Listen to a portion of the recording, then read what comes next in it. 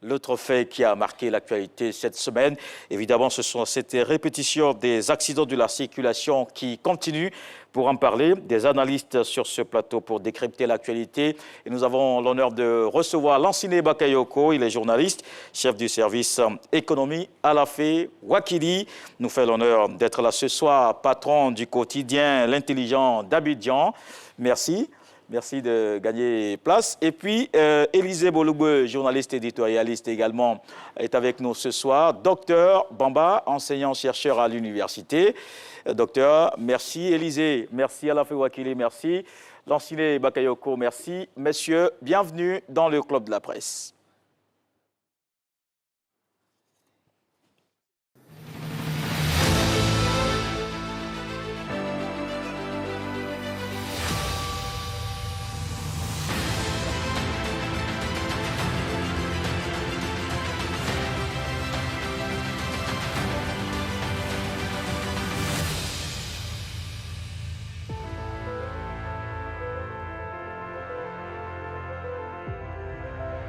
Ouvrons par ce décryptage de la conférence de presse de Charles Blé Goudé, le président du COGEP, a fait un tour d'horizon sur toutes les questions, ses relations avec Laurent Gbagbo et le PPACI, son avenir politique, sa vision de la Côte d'Ivoire. Davis Oyo en parle d'abord et on se retrouve.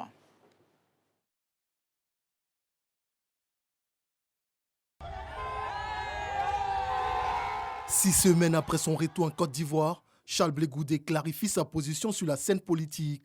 Ce 11 janvier, à la Maison de la Presse, pendant plus de 2 heures, le président du Congrès panafricain pour la justice et l'égalité des peuples, COGEP, a affiché ses ambitions. Sans détour et dans un ton direct, l'ex-leader de la galaxie patriotique déclare devant ses sympathisants qu'il a pour ambition d'accéder au pouvoir d'État. Je veux gouverner ce pays un jour. Ce n'est pas un crime. Vous devez même m'encourager. Je le répète encore, je veux gouverner ce pays un jour. Je suis jeune encore, j'ai 51 ans, j'ai encore de la vigueur. La Côte d'Ivoire a besoin de moi. Après cette déclaration, le leader du COGEP affirme ne nouer aucune alliance pour le moment. Il entend miser sur la relance de son parti politique. Il n'a pas manqué de signifier longuement qu'il n'est aucunement en rupture de banc avec son mentor Laurent Gbagbo. Concernant les joutes électorales à venir, Charles Blé Goudé plaide pour que sa condamnation à 20 ans de prison pour les violences électorales de 2010 soit annulée. Quelles sont les chances de l'ex-ministre de la Jeunesse de Laurent Gbagbo d'accéder à la magistrature suprême le moment venu? Alors, on va en parler, on va surtout répondre à cette question. Mais d'abord, que retenir globalement de cette conférence de presse de Charles Blé Goudé à la FE Wakili? Beaucoup de choses, hein. À retenir, il a dit beaucoup de choses, mais on constate qu'il n'a pas peut-être fait de révélations nouvelles, il n'a pas fait de grand déballage. Vous savez, suite à ses premières déclarations, certains ont pensé que cette conférence de presse aurait été celle de la rupture, éventuellement avec le PPACI et Laurent Gbagbo, mais ça n'a pas été le cas, ou peut-être aussi une conférence de presse d'adhésion au RHDP. Ça n'a pas été non plus le cas, donc il est venu affirmer des positions déjà connues en rappelant la question dont nous parlerons tout à l'heure, ses ambitions pour la Côte d'Ivoire, qui ne sont pas non plus nouvelles, donc on attendra peut-être d'autres occasions.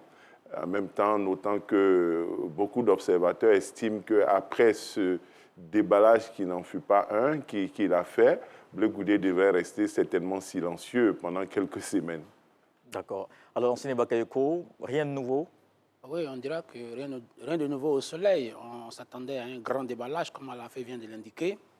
On va dire que la montagne a accouché d'une souris.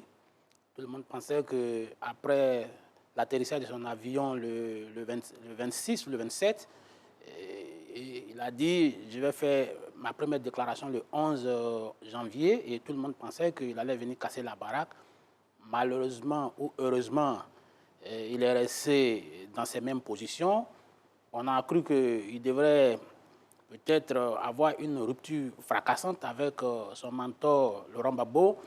Ça n'a pas été le cas. Bon, moi, je ne m'attendais pas à ce qu'il fasse une adhésion au RHDP, mais j'avais estimé qu'il allait faire quand même quelques révélations qui allaient mettre à mal le PPACI. Ça n'a pas été le cas et on attend encore on va prendre rendez-vous pour une autre date encore.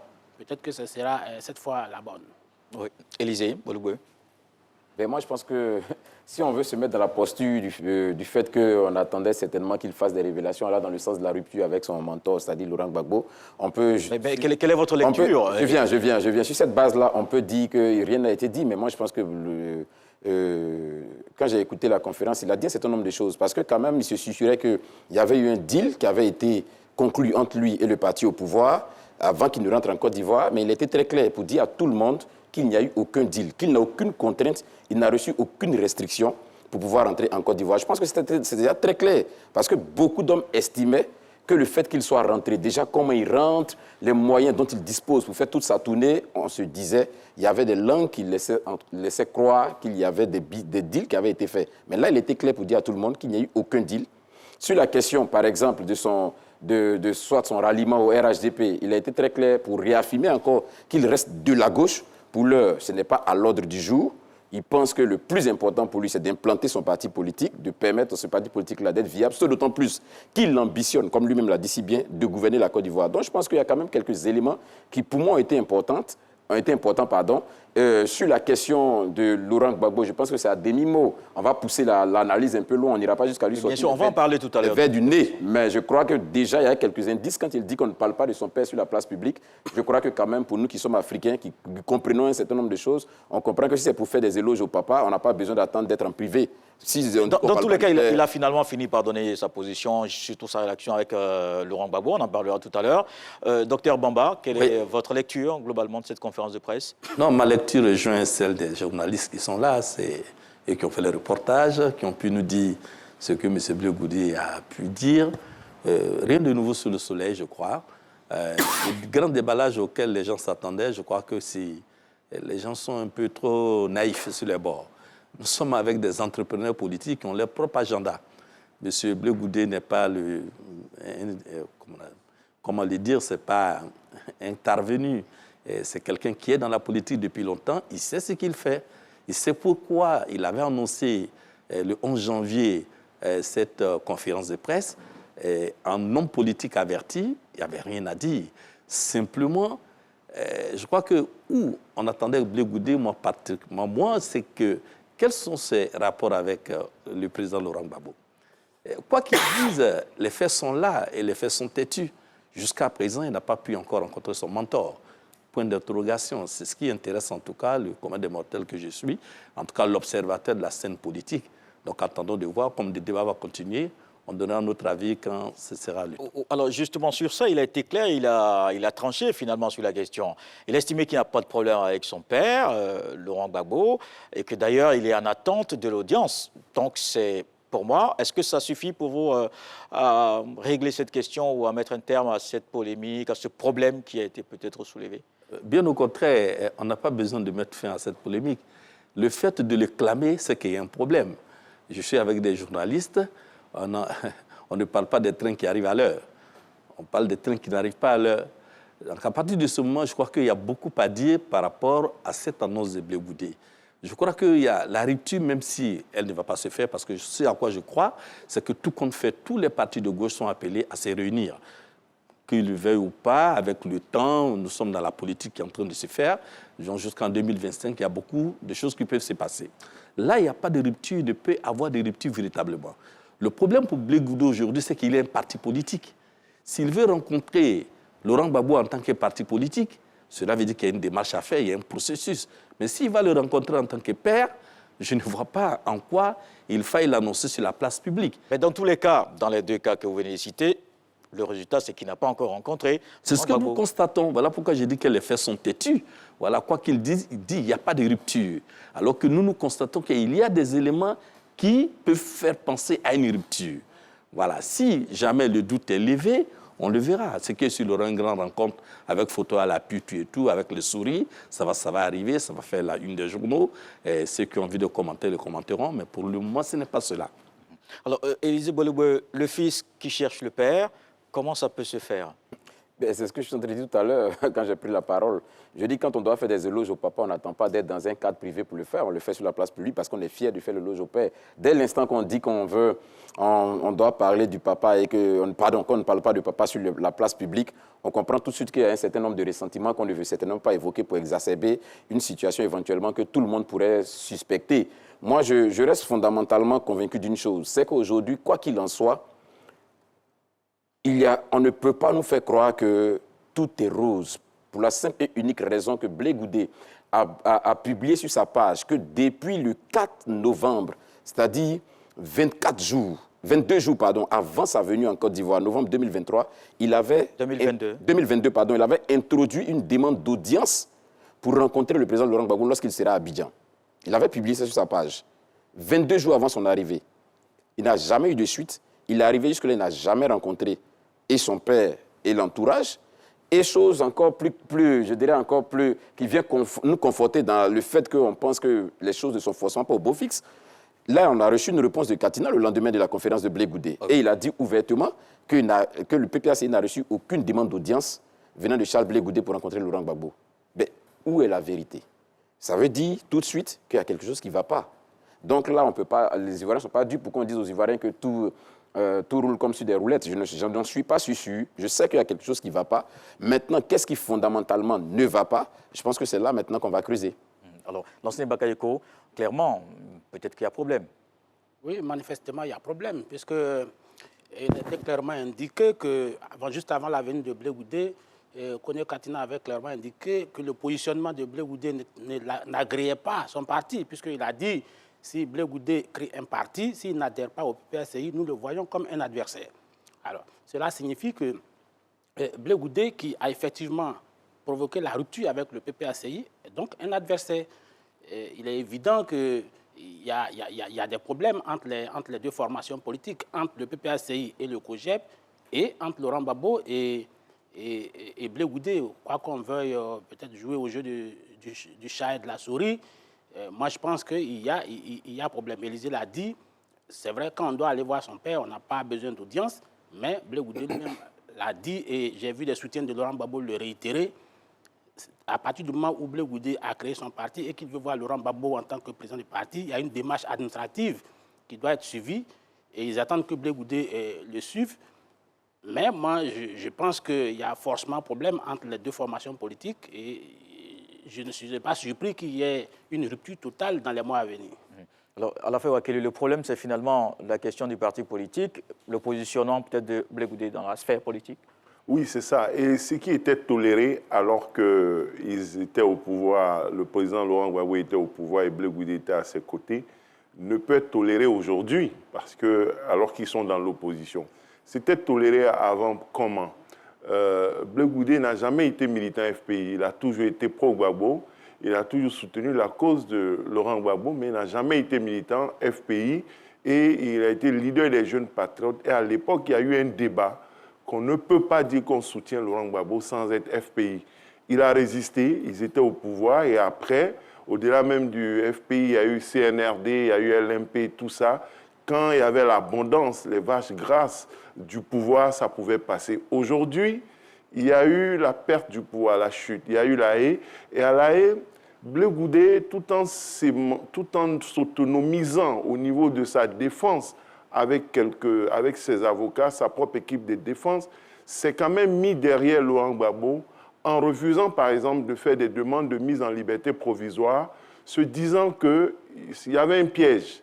S'il le fait, on ne sait jamais, les gens peuvent accepter, lui, sa demande, tout comme ils peuvent refuser. Or, l'accusé principal, c'est Laurent Gbagbo.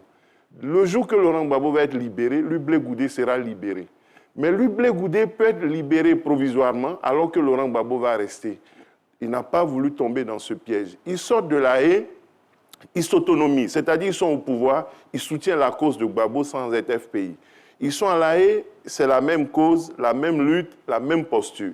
Il sort maintenant, son parti est transformé, son mouvement devient un parti politique, il affiche une ambition propre à lui, il veut être président de la République. Laurent Gbagbo aussi veut être président de la République, son père, c'est-à-dire le fils veut être président de la République. N'est-ce pas? Blé Goudé dit qu'il veut être président de la République. En quelle année? 2025 ou après? Mais est-ce qu'en attendant, il est prêt à continuer à soutenir son père qui n'a pas encore renoncé, qui est encore dans la bataille, qui continue, qui lui-même annonce qu'il veut être candidat? Quelle est sa position là-dessus? S'il n'est pas prêt à entrer dedans en tant que parti politique, peut-être il n'intéresse pas Laurent Gbagbo, il l'intéresse comme fils, il va venir à la maison, ils vont déjeuner, ils vont papoter, ça va, et la famille, prendre les enfants, et puis ils ne parleront plus de politique. Comme a dit Katina, c'est des rapports humains qui ont existé. Ça peut rester, ça peut demeurer, mais si, comme il a dit, il veut le rencontrer en tant qu'acteur politique, pour l'instant, peut-être il n'intéresse pas le PPACI ni Laurent Gbagbo. Mais si c'est l'aspect humain, comme aussi ça a été dit, il n'a peut-être pas besoin d'audience, il faut retrouver un canal, il faut retrouver une formule pour qu'ils puissent se rencontrer et puis échanger au niveau humain, au niveau familial, au niveau filial, paternel, le père et le fils qui se rencontrent, qui se parlent. Alors finalement, il a émis une réserve sur l'entourage de Laurent Gbagbo qui, semble-t-il, fait le oui, blocage. Oui, mais c'était le même entourage avant, ça fonctionnait quand ils étaient au pouvoir. Le problème a toujours existé. Blé Goudé sait très bien que quand ils étaient au pouvoir, le problème a toujours existé. Ce n'est pas nouveau. Le même entourage était là pour certains. Il n'y a pas d'homme neuf. Hein? Ils étaient tous là. Comme il a dit, Blé Goudé n'est pas un nouveau venu dans le monde politique. C'est le même groupe. C'est le même groupe depuis toujours. Il n'y a pas vraiment d'homme nouveau. Et cette bataille de l'entourage a toujours existé. Et il était combattu. Il essaie les mêmes, mais il a résisté. Et il était de la maison. Il connaît la maison. Et aujourd'hui, il serait malvenu de s'en prendre parce qu'à l'époque, il nageait dedans et il s'en sortait. Les gens ne voulaient pas qu'il rencontre le président, mais comme il avait réussi aussi à se rendre incontournable, il avait accès. Nous avons suivi ce débat-là entre les jeunes patriotes. Il y a eu des grands débats où les gens estimaient qu'il n'était pas juste, qu'il refuse d'adhérer au FPI. Il y avait toutes les tendances, mais à l'époque, ils étaient au pouvoir et toute eau qui venait pour éteindre le feu de l'époque en 2002 était bienvenue et après, pour résister, pour continuer le combat jusqu'à l'étape qu'on a connue en 2010.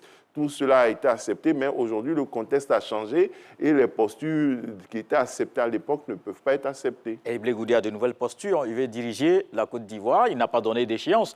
Il a d'abord parlé de 2025, même de 2023, mais après, est allé beaucoup plus loin. Lansana Bakayoko, c'est peut-être là le choc des ambitions? Oui. Le problème? C'est clair que c'est là le choc des ambitions. Laurent Gbagbo qui veut être encore le président de la République de Côte d'Ivoire, Blé Goudé qui ambitionne de devenir le président de la République de Côte d'Ivoire. Donc, il y a le choc des ambitions. Mais je pense que le véritable problème, c'est que, je le dis avec désarroi, mais Blé Goudé puise ses partisans il a le même ancrage sociologique que Laurent Gbagbo.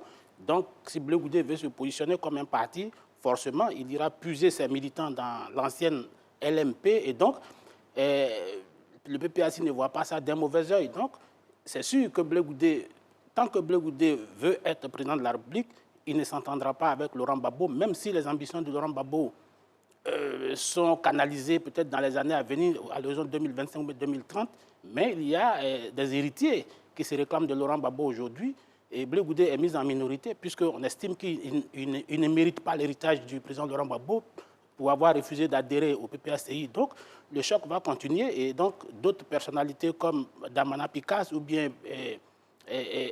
Stéphane Kipré vont toujours vouloir faire ombrage à Blé Goudé et il faut s'attendre à ce que cette guerre entre Blé Goudé et le clan Laurent Gbagbo ne s'arrête pas de sitôt. Alors, Élisée Bolobé, il a dit clairement, son ambition, c'est de diriger un jour la Côte d'Ivoire. Et d'ailleurs, il a appelé à un fort soutien autour de lui. Alors, comment cette ambition peut se réaliser? Mais il est quand même conscient de sa condamnation de 20 ans. Oui, bien sûr. Il n'a pas manqué de le dire. Il a dit que je pense que les tractations sont en cours et il souhaite vraiment, il espère vraiment qu'on puisse lever cette condamnation-là afin de lui permettre vraiment d'avoir les mains libres pour pouvoir mener ses activités en tant qu'acteur politique. C'est vrai, il a réaffirmé aux yeux de tout le monde qu'il veut. Mais je pense que ça, c'est depuis là même que Blé Goudé avait commencé à le dire. Hein. Il avait commencé à le dire, il franchissait une étape. C'est vrai qu'il est arrivé à un moment où il a soutenu, mais là, aujourd'hui, il est dans une posture où il a besoin d'être soutenu. Parce qu'il veut briguer, effectivement, la magistrature suprême. Mais il a dit qu'il s'est même offusqué du fait que certaines personnes estiment qu'il est encore jeune. Parce que pour lui, qu'est-ce qu'on appelle être jeune? Qu'aujourd'hui, il est même allé loin pour comparer. Il a dit il y a des leaders dans ce monde-là qui sont à peine dans la quarantaine, devant qui certains de nos chefs d'État s'en vont, d'après ses propos, je cite ses propos, vont même plier les chines. Donc aujourd'hui, il pense que quand même la configuration mondiale peut lui permettre, à l'âge qu'il a, 51 ans qu'il a répété d'ailleurs, peut lui permettre quand même de briguer la magistrature suprême. C'est une ambition pour lui, c'est une volonté pour lui. Maintenant, est-ce qu'il peut? Une chose est certaine, Blé Goudé reste un acteur majeur de la politique en Côte d'Ivoire. Ça, c'est indéniable. Mais comme mes prédécesseurs l'ont dit, véritablement, aujourd'hui, trouver des soutiens, des gens qui vont accompagner Blé Goudé, ça ne peut se faire autrement que dans la famille, je dirais, de la gauche. Or, cette famille de la gauche qui est en train de s'émietter avec des différentes personnalités qui s'émancipent. On a là le MGC avec Mme Simone Yves Gbagbo, qui certainement va revendiquer des militants. Il y a Afin Guessan du FPI qui va revendiquer des militants. Il y a le PPAC de Laurent Gbagbo qui va revendiquer des militants. Blé Goudé, il trouve son vivier où? Dans cette même gauche-là, puisqu'il se revendique de la gauche. Donc là, ça devient beaucoup plus compliqué. Si tant est que sa posture, c'est vraiment de venir tout chambouler et se positionner, ça serait un peu difficile. C'est pour ça, justement, que certains estiment que, ou certains lui trouvent cette possibilité d'alliance qui, certainement, pourrait lui permettre, pas forcément dans un futur immédiat, mais de pouvoir certainement donner vie à cette ambition-là, probablement dans un futur moyen ou lointain. Docteur Bamba, pour cette ambition, c'est peut-être compliqué déjà? Non, moi je ne crois pas. Les ambitions sont légitimes. Voilà. Peut-être qu'ici, il ne faut pas confondre l'éligibilité et le fait d'être présidentiable. Voilà. Il y a beaucoup qui confondent ce fait-là. On est présidentiable lorsque dans chaque hameau d'un pays, votre nom résonne. Dans le cas de Blé Goudé, il y a un passif. Il ne faut pas l'oublier, nous sortons d'une longue crise. Et il y a des acteurs politiques comme lui et bien d'autres qui ont des passifs. Il sait qu'il faut une trajectoire. Et cette trajectoire-là, les gens la regardent pour voir d'où il vient, où il veut partir.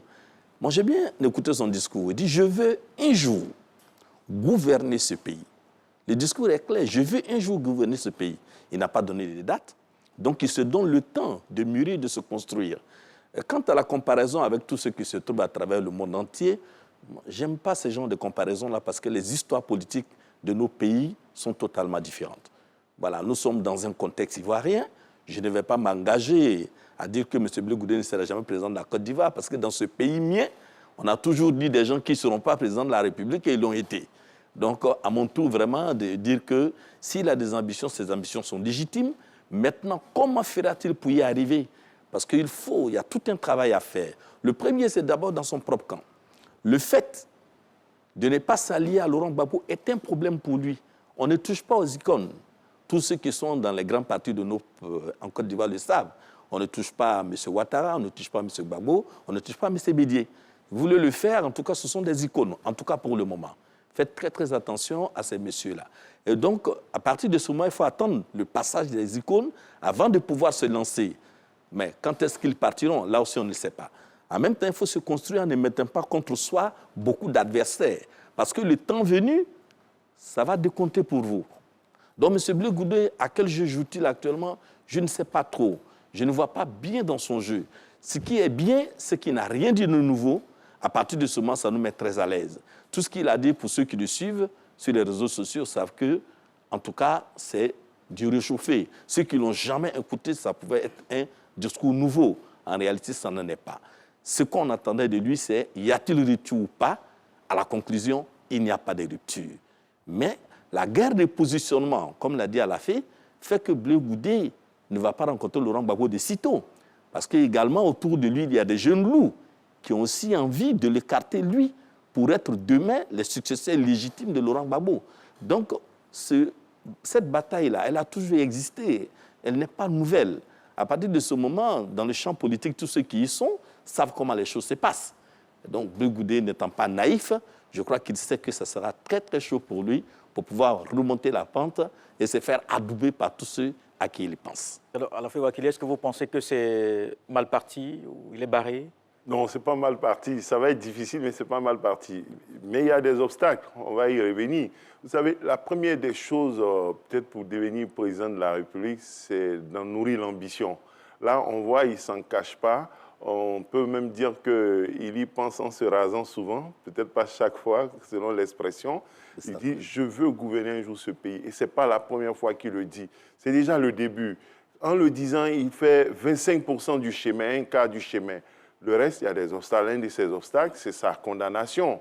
Et ça interpelle d'ailleurs aussi, pour revenir au cas du président Laurent Gbagbo, cette tolérance de l'administration à l'égard du président Laurent Gbagbo qui est condamné, mais qui continue de diriger le PPACI, et Blé Goudé qui est privé de ses droits civiques. et qui se prévaut de sa qualité, d'une qualité de président de COJEP. Quand on n'a pas ses droits civiques, est-ce qu'on peut diriger un parti? Donc, il interpelle certainement, pas la justice, je ne sais pas s'il a engagé une procédure judiciaire. Moi, je pense que l'appel qu'il a lancé, c'est à l'endroit du chef de l'État. C'est une amnistie, parce qu'une grâce ne règle pas le problème. Avec une grâce, là, je ne sais pas, il ne pourra pas voter au municipal 2023, il ne pourra pas être candidat sur une liste. En 2025, il ne pourra pas être candidat si la condamnation demeure. Donc, ça fait partie des obstacles. Et il a lancé un appel. Moi, je ne crois pas que ce soit à la justice parce que le président de la CI nous avait indiqué les différentes voies pour mettre fin à ce type de condamnation-là. La voie judiciaire ne paraissant pas évidente, je pense qu'il interpelle pour la voie législative à travers une amnistie parce qu'une grâce ne résoudrait pas le problème à son niveau. Cela fait partie des et il est important que lui-même il ait souligné cela à côté de la question des alliances et puis, comme il a dit, du passif qui existe, parce que pour gouverner la Côte d'Ivoire, il faut pouvoir faire, au-delà de son camp, avoir l'adhésion aussi d'autres camps, arriver à faire 51-60% des suffrages, ou même 51, ça signifie que peut-être pour régler ce passif, il a annoncé la tournée de paix qu'il entend d'ailleurs initié. Tout à fait, on attend ça et c'est une bonne chose justement, voilà, à la rencontre de toutes les couches sociales, sociopolitiques, religieuses, ethniques du pays. Ce sera une bonne chose pour briser certaines hostilités et puis des ressentis passés et on ne peut que l'encourager dans ce sens en souhaitant aussi que son appel soit entendu relativement à sa condamnation, mais aussi en interpellant l'administration sur cette sorte de tolérance qui peut conduire souvent à des situations de confusion, parce que lorsqu'on te laisse faire des activités que tu ne devrais pas faire, et le jour que tu veux aller voter, tu te demandes mais pourquoi on veut que l'administration, nul ne peut se prévaloir de ses propres turpitudes. Là, il y a peut-être une turpitude, mais je ne sais pas de qui. On doit pouvoir interpeller là-dessus. Enseigne Bakayoko. Oui, Blé Goudé qui envisage, qui a pour ambition de devenir président de la République, c'est tout à fait légitime. Mais moi, je trouve cette ambition précocement avancée. Parce que, voyez-vous, Blé Goudé, la Côte d'Ivoire d'hier n'est pas la Côte d'Ivoire d'aujourd'hui. Et la Côte d'Ivoire d'aujourd'hui ne sera certainement pas la Côte d'Ivoire de demain. Moi, j'ai l'impression qu'il est assis sur certaines certitudes, c'est-à-dire les mobilisations qu'il faisait entre 2002 et 2010. Mais je pense que c'était je ne dirais pas que c'était des mobilisations factices, mais c'était des mobilisations qui étaient accompagnées par ce qu'ils étaient au pouvoir. Mais moi, je vois d'autres obstacles. Exprimer cette ambition, ça montre que c'est devenu quasiment une obsession, une sorte de passion. Et ça peut inhiber son propre parti qui va le considérer, dont les membres peuvent se considérer désormais comme juste un club de soutien. Puisque lui, il ne voit pas d'autres alternatives que de devenir président de la République. Or, moi, je ne pense pas qu'une parti politique soit constituée de cette manière. Peut-être que c'est les clubs de soutien qui peuvent être mis au service exclusif de leur leader. Mais pour le moment, ce n'est pas le cas. Alors, deuxième obstacle, c'est vrai qu'il veut se poser comme une personnalité transcommunautaire, pour ne pas dire transethnique, transtribale, mais son passif milite contre lui. Et aujourd'hui, j'ai parlé de son ancrage sociologique qu'il partage avec Laurent Gbagbo. C'est-à-dire que c'est là-bas qu'il va lui puiser la majorité de son vivier électoral. Et là, ce vivier est aujourd'hui complètement émietté. Maintenant, le Nord, c'est le socle granitique du RHDP de son président. Et le centre, on va dire que c'est le bastion imprenable. Bon, c'est maintenant Diémé, mais c'est le bastion du PDCI du président Henri Konan Bédié. Donc, je ne vois pas comment, même s'il se pose aujourd'hui en rassembleur, je ne vois pas comment il peut mettre son ambition en musique avec la réalité du terrain politique aujourd'hui. Mais comme il a dit que ça va se passer un jour, j'imagine que dans 10-15 ans, la Côte d'Ivoire aura transcendé toutes ces susceptibilités et ça va peut-être lui permettre de jouer, les cartes seront redistribuées qui vont lui permettre d'assouvir son ambition. Alors, est-ce que la solution finalement pour lui, Élisée Bolobeu, c'est l'alliance, évoluer dans une alliance? Dans sa posture, on pourrait peut-être penser ainsi, mais en fait, il faut comprendre aussi qu'on ne fait pas d'alliance pour faire les alliances, en fait. Parce que pour que vous puissiez faire des alliances, il faut que celui avec qui vous voulez faire des alliances sache aussi que quelque part, il gagne en se mettant en alliance avec vous. Et je crois que c'est ce que Charles Blé Goudé a compris en disant que le plus important pour lui aujourd'hui, c'est de permettre quand même à son parti de s'ancrer solidement sur le territoire national. Il a lui-même dit qu'il pense que le fait qu'il soit désormais de retour de La Haye, qu'il soit en Côte d'Ivoire, ça pourrait constituer effectivement une source de mobilisation de ces militants qui vont vraiment se mettre en ordre de bataille. Parce que si tu veux faire une alliance aujourd'hui, il faut que, je prenne l'exemple avec un parti qui peut être aussi un parti significatif, il faut que le parti sache qu'en se mettant avec toi, il gagne quelque chose. Mais est-ce qu'aujourd'hui, Blé Goudé est en mesure de dire que le COJEP qu'il dirige, se mettant en alliance avec un tel parti, peut garantir à ce parti-là d'aller de l'avant?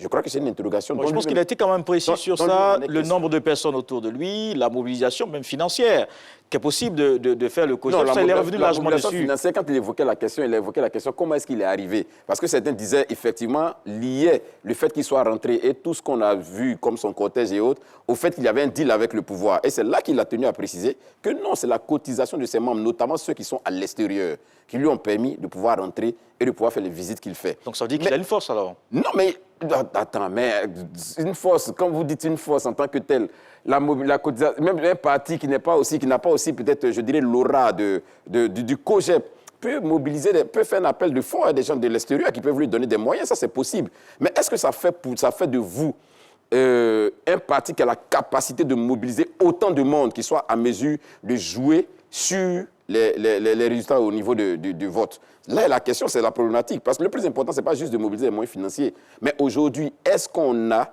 le soutien en termes de militants, en termes de membres qui puissent nous permettre de transformer nos ambitions en réalité à travers les unes? Voici la réalité du terrain. Je pense que Blé Goudé en est conscient. Durant son discours, il a dit il pense que son retour va certainement être un élément catalyseur qui va permettre à ces militants de se mobiliser. Aujourd'hui, le plus important pour lui, c'est de permettre au COJEP d'avoir une assise réelle au niveau national et c'est ce à quoi il va s'atteler. Voilà pourquoi il n'est pas allé tout droit sur les autres. Je te sens arc-bouté sur la question du non-deal qu'il a pu avoir entre le COJEP et le parti au pouvoir. Je ne dis pas qu'il y a eu deal, mais il ne faut pas s'attendre à ce que Blé Goudé vienne dire ici, dans la position actuelle, en tout cas dans la configuration politique actuelle, que Blé Goudé vienne dire que je suis en deal avec le RHDP. Ça, il ne faut pas l'imaginer. Donc, moi, je suis un peu perplexe que quand tu veux prendre ça comme argent comptant, que Blé Goudé dise qu'il n'y a pas de deal. Je ne dis pas qu'il y a un deal, mais on ne peut pas prendre ça comme de l'argent comptant. Non, mais pourquoi tu penses que je ne dois pas prendre ça comme de l'argent comptant? Je pense quand même qu'on fait la politique, il faut avoir de la responsabilité. Blé Goudé, qu'est-ce qu'il gagne à venir devant toutes les caméras du monde, dire qu'il n'y a eu aucun deal et que je mets quiconque au défi de me prouver qu'il y a eu quelque chose avec le RHDP? Pourquoi vous voulez qu'on mette ça en doute? Je pense quand même qu'on peut lui accorder le sens de la responsabilité. C'est vrai qu'on fait de la politique, c'est vrai que certaines personnes ont tendance à penser que la politique, c'est vraiment de la... Même s'il y a un deal, quel est le problème? Même s'il y a un deal, quel est le problème? Non, moi, j'ai aucun souci avec, mais il a dit. Donc, moi, je me base, en fait, sur ses propos. Donc, je me dis qu'aujourd'hui, pour lui, pour en revenir à votre question, le plus important pour lui aujourd'hui, c'est de permettre à son parti d'avoir un certain ancrage au niveau national, d'avoir une certaine assise. Et c'est ce à quoi il travaille, c'est ce qu'il lui-même a dit. Il a insisté sur ce fait. Donc, la priorité, ce n'est pas l'alliance tout de suite. En fait, pas l'alliance peut-être tout de suite. En fait, il n'y a pas de deal. Certes, mais il y a deal. Oui. Qu'est-ce qu'il veut dire? Non, c'est simple. C'est ça. Blé Goudé est venu, il a une posture, il s'est engagé à être un artisan de la réconciliation. C'est ça le deal. Mais ce n'est pas un deal. Il s'est engagé, il a même dit, celui qui prend les armes va me trouver en face de lui. Mais c'est un combat passé. Ce n'est pas nouveau non plus. Mais c'est ça le deal. Le mot peut paraître choquant, mais il retourne en Côte d'Ivoire pour être un artisan de la paix et de la réconciliation. D'une certaine façon, c'est un deal. D'une certaine façon, c'est un deal. Il ne peut pas venir pour dire qu'il a gagné les élections en 2010 comme c'était temps de le faire. Il ne peut pas venir ressortir les vieux démons. Lui, il a tourné la page, mais justement, d'autres n'ont pas tourné la page. Et c'est peut-être ça aussi le match retour. C'est pour ça qu'il ne peut pas s'entendre avec les autres. C'est peut-être ça, d'accord. C'est ça le deal, en réalité. Mais au-delà de l'amusement, ce n'est pas un deal. Tu fais un peu d'humour, mais il ne faut pas trop insister sur cet aspect-là pour dire qu'il n'y a pas de deal, mais on pourrait justement voir les choses d'une autre façon. Mais à la fin, quand tu dis, mais tout le monde sait bien que le discours de Blé Goudé est antinomique avec le discours du PPACI qui entretient de façon sournoise une certaine belligérance permanente. Ça, tout le monde le sait. Et Blé Goudé qui parle de réconciliation, on voit bien que cette démarche de réconciliation est quasiment aux antipodes de la démarche du PPACI qui veut, je ne parle pas de belligérance, mais qui veut entretenir le match retour. Le match retour, on va dire. Bon, d'accord. Si on revenait sur la question de l'Alliance, on va terminer rapidement. Si on revenait sur la question de l'Alliance, c'est donc pas possible pour le moment que Blé Goudé ait un allié, que ce soit à droite ou à gauche, selon vous? Moi, je pense que Blé Goudé peut avoir des alliés, mais ces alliés seront... Il peut avoir des alliances électorales, il peut avoir aussi des alliances politiques. Moi, je pense que pour le moment, l'alliance politique est possible avec l'autre partie de la gauche, mais en dehors du PPACI. Maintenant, il peut avoir une alliance électorale qui sera sous-tendue par la réelle politique du moment. Et donc, cette alliance politique peut se faire avec le RHDP, mais en fonction du terrain. Mais pour le moment, je ne pense pas que cela soit à l'ordre du jour. C'est Dr Bamba qu'on n'a pas entendu sur la question. Non, moi, il y a deal. Hein. Je ne sais pas comment vous définissez le mot. Aucun homme politique de grande envergure est revenu dans ce pays sans deal. S'il vous plaît, regardez la trajectoire de chacun, du retour de chacun d'entre eux. Je parle des exilés les plus médiatisés. Qu'est-ce que vous appelez un deal? Si le pouvoir en place n'avait pas un accord secret, personne ne rentrerait. Après Blé Goudé lui-même, pourquoi après sa décondamnation n'est-il pas rentré directement? Il a eu tout un marchandage. Après, il a dit, quand il est arrivé à Accra, ben, on a failli encore l'arrêter là. Il a dû appeler Claude Saï pour dire... lui-même, il a expliqué avec son ton que j'aime bien. Voilà, pour dire qu'en bon Ivoirien, il a dit, mais vous m'avez mis dans quel drap là? Je suis arrivé, voilà qu'au Ghana, j'ai des problèmes. Et heureusement qu'il a pu rentrer. Donc, tous autant qu'ils sont, ils ont eu un deal avec le parti au pouvoir. Voilà pourquoi ils ont pu revenir. Sinon, s'il n'y avait pas de deal, Katine est rentré par deal, que Damana Pika, tous autant qu'ils sont rentrés par deal. Au nom de la réconciliation nationale, parce que c'est là la clé en fait. Parce qu'il y a une sorte de locomotive qui tire et qui attire les uns les autres, c'est qu'il y a le chapeau de la réconciliation nationale. Donc, au nom de cette réconciliation nationale, il y a deal. Et je rejoins à la fin. Le deal aussi, c'est que quand on voit le débat sur la candidature du président Ouattara et sur le mandat, on peut dire même ce deal s'est étendu, qu'on le veuille ou pas, au président Laurent Gbagbo, parce que la reconnaissance de la légitimité actuelle du mandat actuel du président Alassane Ouattara, même s'il n'y a pas eu d'accord secret, il n'y a pas eu de deal écrit, bon, ça fait partie quand même d'accords, de bons procédés qui peuvent ressembler à un deal. On ne peut pas être là et puis... Dans tous les cas, c'est clair. Hein. On n'a vraiment pas encore terminé avec ce sujet. On va certainement en reparler. Mais tout de suite, on passe au deuxième sujet. Puisqu'en Côte d'Ivoire, comme ailleurs, notamment au Sénégal, l'année 2023 a démarré avec des accidents mortels.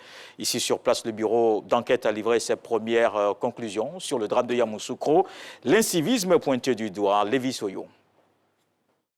L'accident mortel impliquant 2 autocars à Yamoussoukro a fait le tour des réseaux sociaux. Le bilan provisoire faisait état de 14 tués, de plusieurs blessés et d'importants dégâts matériels. 3 jours après le drame de la capitale politique ivoirienne, le département de Kaffrine au Sénégal est à son tour frappé par une collision de 2 bus. Bilan, plus de 39 personnes décédées, avec 78 blessés, dont des cas graves. En ce début d'année, l'Afrique subsaharienne est en deuil par de nombreux accidents de la route. Pourtant, les pays africains multiplient les sensibilisations sur le terrain. En dépit de ces actions, les accidents sont légion et multiformes. Incivisme, imprudence, non-respect, voire méconnaissance du code de la route en sont les raisons.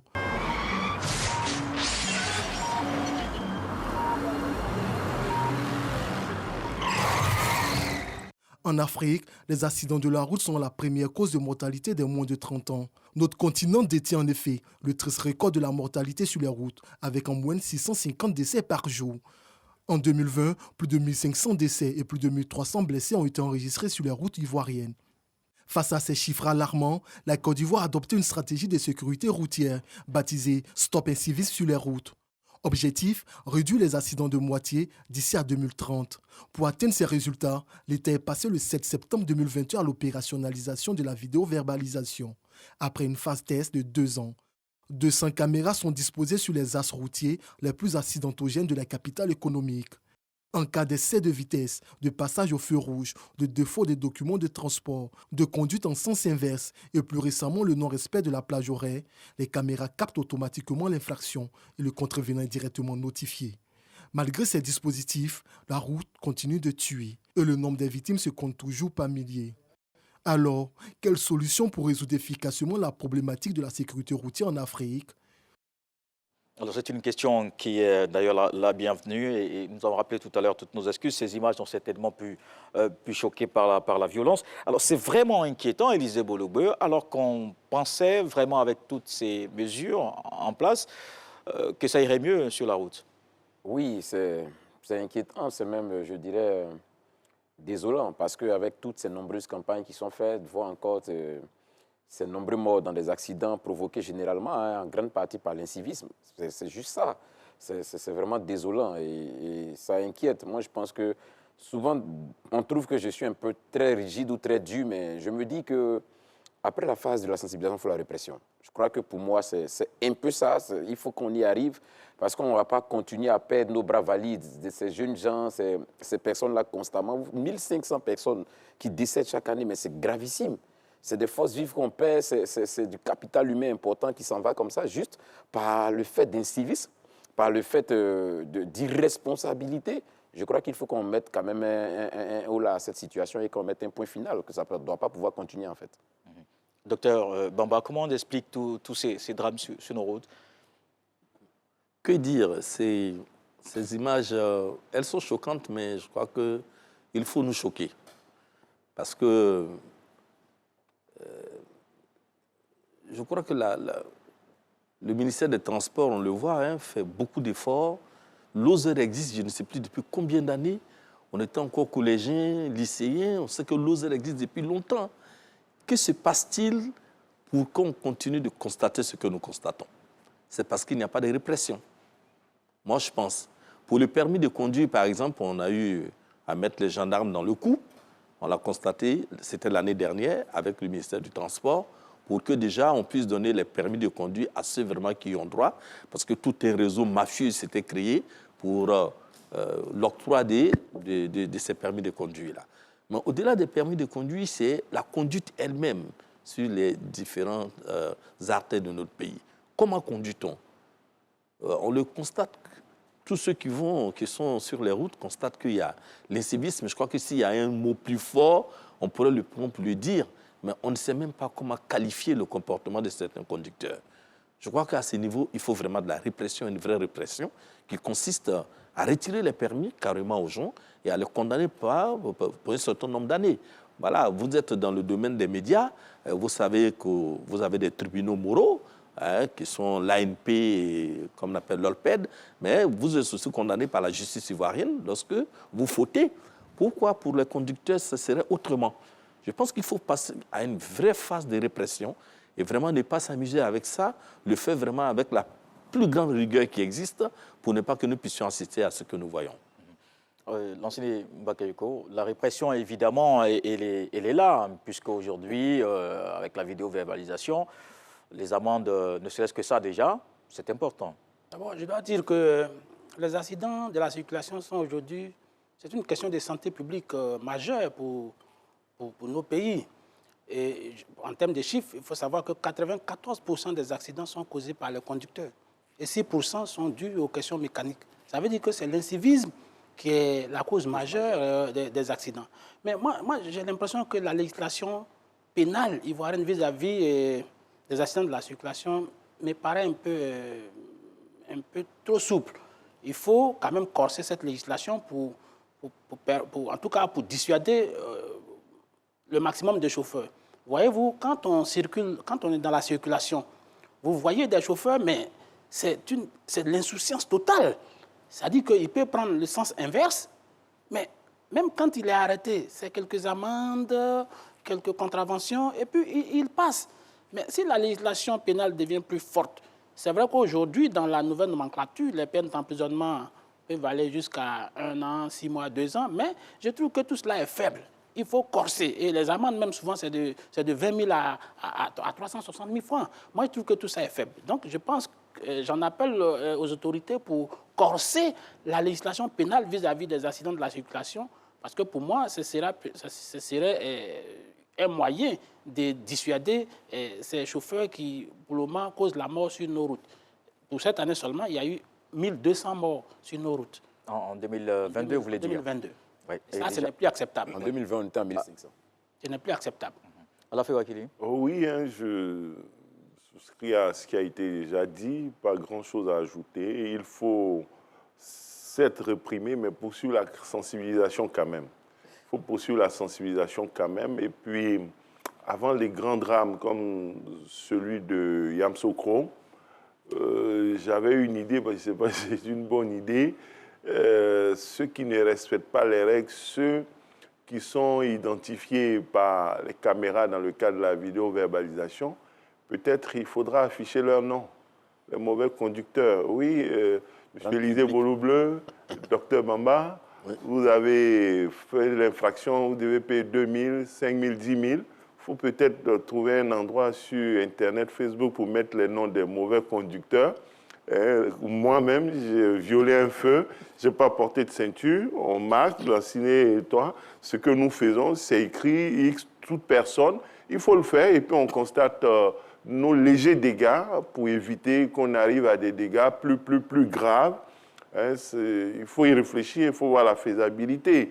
On ne peut pas parler de violation de nos libertés parce que nos agissements, le non-respect des lois, c'est mise en danger, le code de la route, c'est mise en danger de nous-mêmes et d'autrui. Et il est important de prendre des dispositions parce que c'est la tolérance éventuellement face à ce type de comportement, certes mineur, des infractions mineures qui ne conduisent pas à des drames, c'est peut-être la tolérance qui peut conduire à davantage d'incivisme, à des agissements d'irresponsabilité plus lourds et plus graves qui nous amènent à ces drames que nous voyons à Yamoussoukro ou ailleurs, et peut-être ailleurs aussi en Afrique, ce que nous avons vu au Sénégal. Bon, ici, les accidents se déroulent, vous avez vu à Yamoussoukro en pleine journée.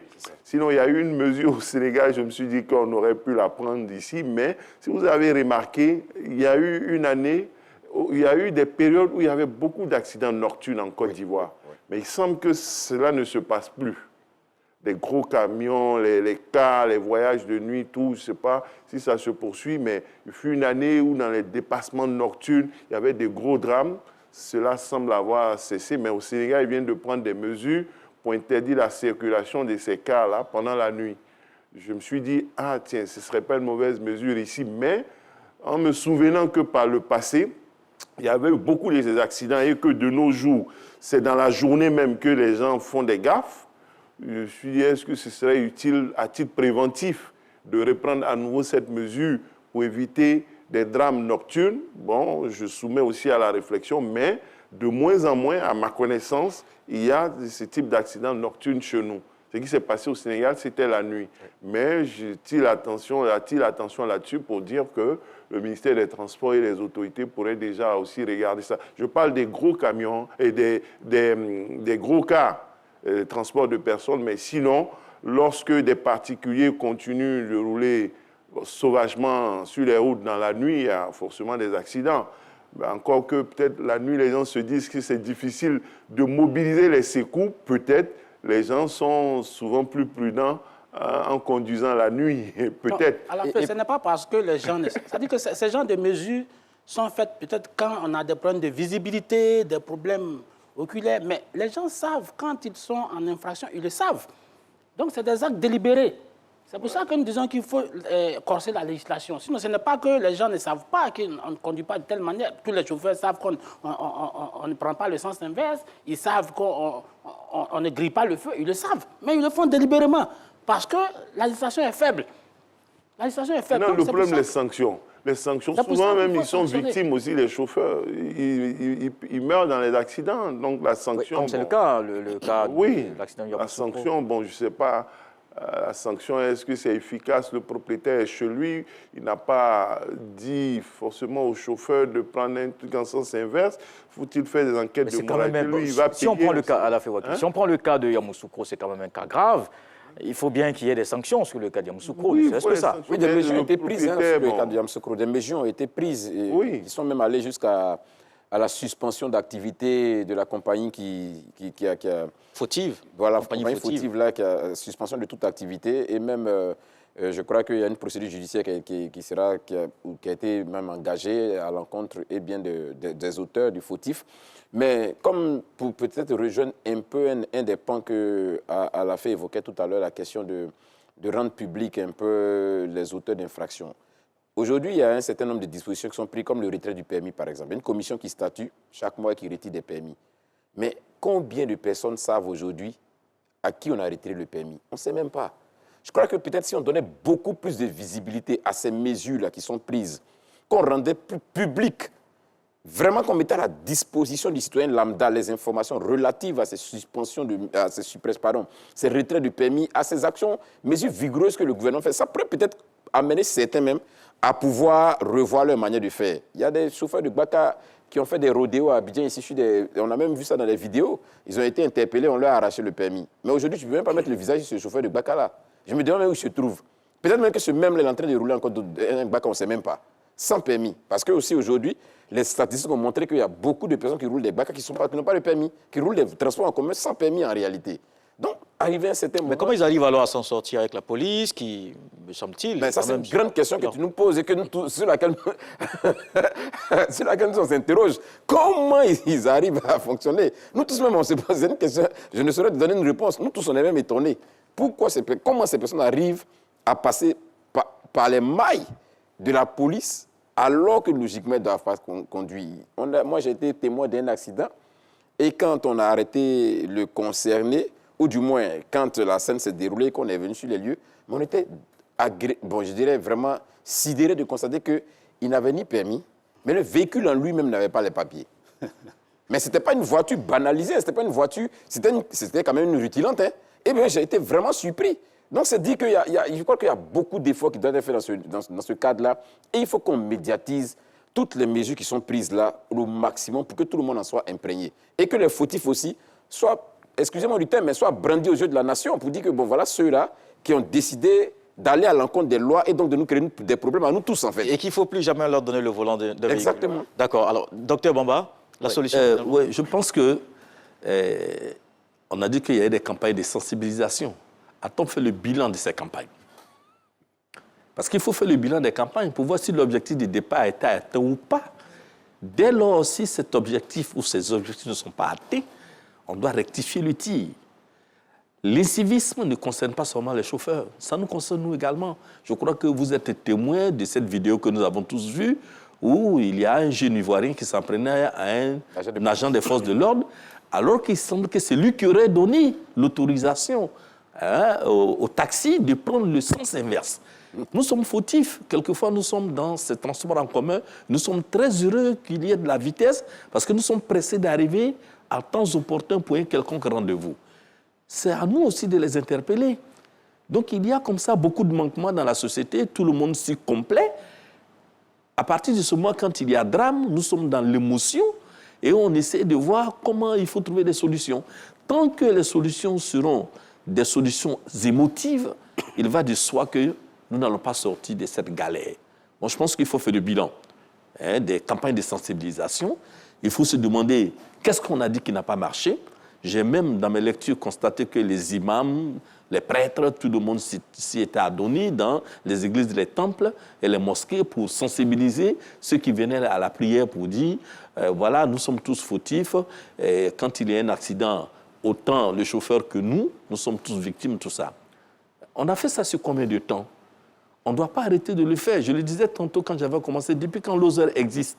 L'OSER existe, Office de la sécurité routière, c'est parce qu'à cette époque-là, nous étions jeunes, mais la Côte d'Ivoire, c'était les accidents par excellence. Nous étions à l'intérieur du pays, dans des établissements, c'était la peur au ventre que les parents nous laissaient partir, parce qu'il y avait beaucoup, beaucoup d'accidents. L'OSER peut-être a joué son rôle. Aujourd'hui, nous sommes à la vidéo-verbalisation, mais nous constatons toujours qu'il y a des problèmes. Je pense qu'en faisant le bilan des sensibilisations, cela va nous amener à rectifier le tir et à trouver, en tout cas, le bon ton ou le bon recadrage pour permettre aux uns et aux autres de pouvoir être sensibilisés, nous tous autant que nous sommes, et ne pas l'arrêter, comme l'a dit Alafé, et continuer aussi de réprimer. Alors, justement, à côté de l'aspect technique de la chose, donc la route et ses codes, est-ce que finalement, il ne faut pas élargir et parler du civisme, peut-être, qui manque à certains? Oui, le civisme qui manque à certains. Vous savez aussi, bon, les accidents de la route, je ne sais pas si on a les statistiques et les chiffres partout. Bon, les mauvais conducteurs, les chauffeurs autres, il y en a dans tous les pays. Ceux qui prennent l'alcool, qui vont au volant, ceux qui sont fatigués, qui ne se reposent pas. Il y en a aussi d'abord dans tous les pays. Il faut avoir aussi les chiffres au niveau mondial pour mieux appréhender la question et puis voir comment, par rapport à la spécificité ivoirienne-africaine, puisqu'on parle au niveau de l'Afrique, on peut faire évoluer les choses. Mais l'incivisme, oui, il est pour beaucoup. Il est pour beaucoup. Pas forcément le chauffeur, mais il faut un peu de rigueur. Lorsque le client dit il faut prendre ce sens interdit, le chauffeur, je pense, doit avoir la capacité. Maintenant, quelle est sa capacité à résister? Normalement, il doit avoir la capacité pour résister. Oui, parce que le dernier cas où le client s'est permis des choses, il a peut-être réussi à intimider comme il avait tenté avec la... Voilà, c'est ça. Quelle est la capacité du client à résister? Le chauffeur doit dire non, je ne le fais pas. Si vous n'êtes pas d'accord, descendez. Bon, il ne va pas payer, mais est-ce que son entreprise va lui faire droit de cela et l'encourager pour son attitude hautement civique? La course perdue, le gars n'a pas payé, et puis quand il rend compte à l'entreprise, on lui donne un tableau d'honneur, on lui donne une prime. Je pense que c'est à cela aussi, il faut que les entreprises de transport de ces sociétés-là fassent des formations et donnent des consignes strictes et fermes. C'est peut-être en cela que je peux rejoindre la sanction contre les sociétés de transport dont les conducteurs et les agents sont indélicats, malveillants et avec une attitude non civique. Je peux rejoindre les sanctions contre elles. Mais je pense que dans ce cas-là, la société doit interpeller le conducteur et puis réunir tous les autres pour dire désormais, il ne faut pas accepter cela. Quand vous prenez des clients, il faut exiger le port de ceinture. Quand vous prenez des clients qui vous disent ceci, vous dites non. Et quand vous dites non, vous les laissez partir, vous nous signalez immédiatement. De toutes les façons, ils ont commandé, si c'est les sociétés de transport, leur numéro est là, on va les bloquer, ils ne pourront pas faire de commande pendant un certain temps. Ça vaut mieux pour notre sécurité, votre sécurité et celle des usagers. Il faut peut-être aussi continuer la sensibilisation à ce niveau-là. L'enseigné, Bakayoko. Le professeur a parlé du bilan de la sensibilisation. Moi, je pense que le bilan a été fait. Aujourd'hui, 20%, en ce qui concerne les motos, 20% de personnes seulement portent les casques, alors que le gouvernement a imposé cela. 67% des accidents se passent à Abidjan. Et le plus fort taux de mortalité des jeunes de 5 à 29 ans sont causés par les accidents. Donc moi, je pense que le bilan est fait. Et puis on trouve aujourd'hui que la plupart des accidents, les causes sont d'ordre mécanique, l'incivisme, la drogue, les excitants, les stupéfiants. Donc je veux dire, le bilan est fait. Le diagnostic est bien établi. Il est temps de passer à la répression. Zéro tolérance. Je pense que c'est la solution. Alors, vous parlez de vous, c'est vraiment beaucoup plus le volet juridique, mais à côté de ça, ne pensez pas, par exemple, comme Alafé l'a dit tout à l'heure, qu'il faut aussi sensibiliser, continuer. Oui, mais la sensibilisation, c'est chaque fois dans les gares routières, on voit les taux d'alcoolémie qu'on va prendre à la télévision, les campagnes publicitaires. La sensibilisation a été faite et la sensibilisation a vécu. Je pense qu'il est temps de passer à la répression. Mais moi-même, j'ajouterais même que la répression est une forme de sensibilisation. Voilà, ça veut dire que la sensibilisation, ce n'est pas juste de dire ne faites pas. Mais vous savez que souvent, quand on a des sanctions, les sanctions contribuent à intégrer au mieux les interdictions qui ont été prises. Donc, je crois que la répression même fait partie même de la sensibilisation. Donc, ce n'est pas une voie à écarter. Maintenant, je crois qu'il y a quelque chose que Bakayoko disait tout à l'heure en termes des éléments aujourd'hui qui montent, ou du moins qui sont à la base, à la base de ces accidents, les accidents et autres, tout ça. Mais on est tous à Abidjan, on est contemporains, même dans nos gares routières. Ce sont nos yeux que tous ces accidents-là, que ces cafés noirs, ces je ne sais quoi là sont vendus. Personne, ça dit, ça n'émeut personne.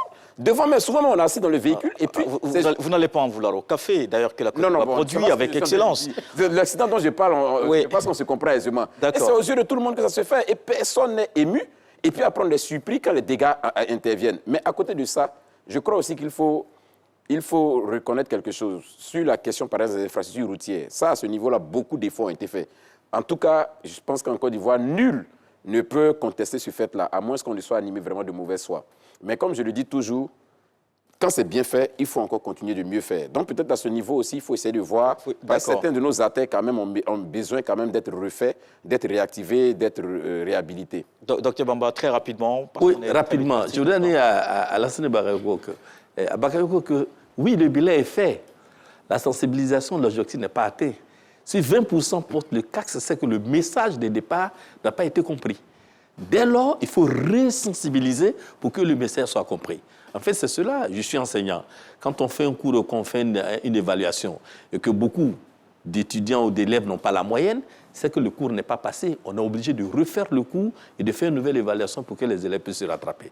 Donc, je demande à ce qu'on resensibilise, cette fois-ci avec des messages, peut-être en allant nous voir à l'université pour qu'on puisse mieux aider pour vraiment des bons messages de sensibilisation. Merci, docteur. Alafé, vraiment, rapidement. Oui, je dis qu'à côté des mauvais exemples, il peut y avoir de bons exemples, de bons conducteurs. Il faut, au-delà des prix d'excellence dans tous les domaines, voir dans le secteur de la conduite des chauffeurs, comment identifier les bons conducteurs, les bons chauffeurs. Il y a des jeunes qui travaillaient à une application dans ce sens. Là, il faut certainement que le ministère des Transports essaie de les encourager. On prend quartier par quartier, à Cocody, dans chaque endroit et commune, et puis on les valorise, et ça peut servir de modèle.